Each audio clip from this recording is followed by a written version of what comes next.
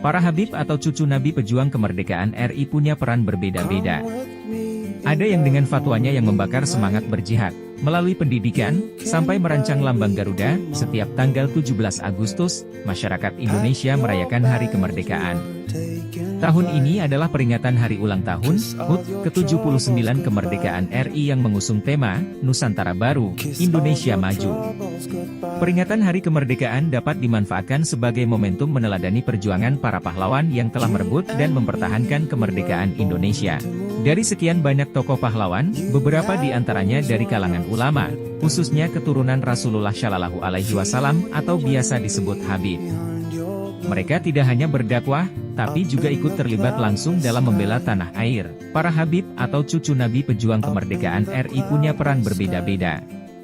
Ada yang dengan fatwanya yang membakar semangat berjihad, melalui pendidikan, sampai merancang lambang Garuda. Selain itu, ada pula cucu Nabi yang menciptakan lagu Hari Merdeka. Lagu 17 Agustus ini sering dinyanyikan saat peringatan HUT RI setiap tahunnya. Siapa saja cucu Nabi yang menjadi pejuang kemerdekaan RI? Berikut daftarnya. 1.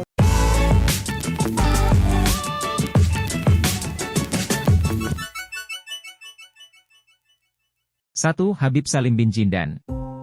Habib Salim merupakan ulama kelahiran Surabaya 18 Rajab 1324 atau 7 September 1906. Memiliki nama asli Al-Habib Salim bin Ahmad bin Jindan, ulama yang dijuluki Gudang Ilmu, pada zamannya ini, merupakan murid Syekhuna Khalil bin Abdul Muthalib, yang masyhur dengan sebutan Mbah Khalil Bangkalan. Beliau hijrah ke Jakarta, lalu membuka beberapa majelis ilmu di beberapa daerah. Selain berdakwah, Al-Habib Salim juga menjadi pejuang terdepan untuk kemerdekaan Indonesia. Habib Salim bahkan ikut serta membakar semangat para pejuang untuk berjihad melawan penjajah Belanda, dengan tenaga, fatwa, dan pidatonya yang berapi-api. Ulama yang ahli dalam berdebat dan orator ulung ini pernah ditangkap pada masa penjajahan Jepang dan Belanda. Meski ditangkap, semangatnya dalam berjuang dan berdakwah sama sekali tidak surut. 2. Habib Ali Kuitang. Habib Ali Kuitang Al-Habsyi merupakan tokoh penting dalam jaringan Habib pada akhir abad ke-19. Ia lahir pada tanggal 20 Jumadil Awal 1286 20 April 1870, dan wafat pada Ahad 20 Rajab 1388 H 13 Oktober 1968. Pada 1886, di tanah air Habib Ali Kuitang berguru kepada para alim ulama yang ada di Indonesia. Ia bahkan juga membangun pengajian tetap di Majelis Taklim Kuitang dan di tempat lainnya di seluruh Indonesia, mulai dari desa terpencil hingga luar negeri. Para tokoh era pergerakan nasional, seperti Guru Sayyid Usman Yahya, Habib Ali Kuitang juga merupakan tokoh politik dan pejuang kemerdekaan. Pada masa itu, beliau aktif di Partai Syarikat Islam yang dipimpin oleh H.W. Cokroaminoto dan Haji Agus Salim. Di zaman pendudukan Jepang, Habib Ali Kuitang pernah dipenjara bersama Haji Agus Salim, dengan mengobarkan semangat anti penjajah dengan membawa ayat-ayat Al-Quran serta hadits Nabi yang menganjurkan melawan penjajah.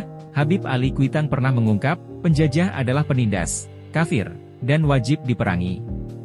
3. Habib Idrus bin Salim Al-Jufri. Habib Ali Kuitang Al-Habsyi merupakan tokoh penting dalam jaringan Habib pada akhir abad ke-19. Ia lahir pada tanggal 20 Jumadil Awal 1286 20 April 1870, dan wafat pada Ahad 20 Rajab 1388 H 13 Oktober 1968. Pada 1886, di tanah air Habib Ali Kuitang berguru kepada para alim ulama yang ada di Indonesia. Ia bahkan juga membangun pengajian tetap di Majelis Taklim Kuitang dan di tempat lainnya di seluruh Indonesia, mulai dari desa terpencil hingga luar negeri. Para tokoh era pergerakan nasional, seperti Guru Sayyid Usman Yahya, Habib Ali Kuitang juga merupakan tokoh politik dan pejuang kemerdekaan. Pada masa itu, beliau aktif di Partai Syarikat Islam yang dipimpin oleh H.W. Cokroaminoto dan Haji Agus Salim. Di zaman pendudukan Jepang, Habib Ali Kuitang pernah dipenjara bersama Haji Agus Salim, dengan mengobarkan semangat anti penjajah dengan membawa ayat-ayat Al-Quran serta hadits Nabi yang menganjurkan melawan penjajah.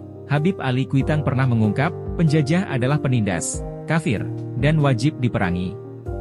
4. Syarif Hamid II. Syarif Hamid II yang memiliki nama lengkap Syarif Abdul Hamid Al-Qadriye merupakan seorang Habib sekaligus Sultan di Kesultanan Pontianak, Kalimantan Barat yang merancang lambang Garuda Pancasila.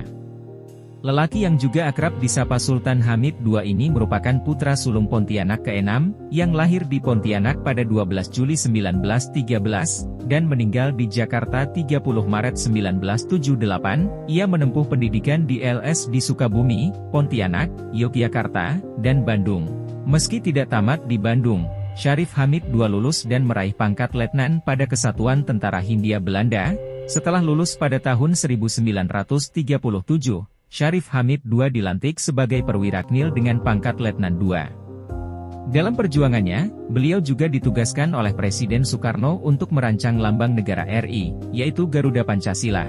Saat menjabat sebagai Menteri Negara Sonderportofolio, pada 10 Januari 1950, dibentuklah panitia teknis dengan nama Panitia Lencana Negara di bawah Sultan Hamid II.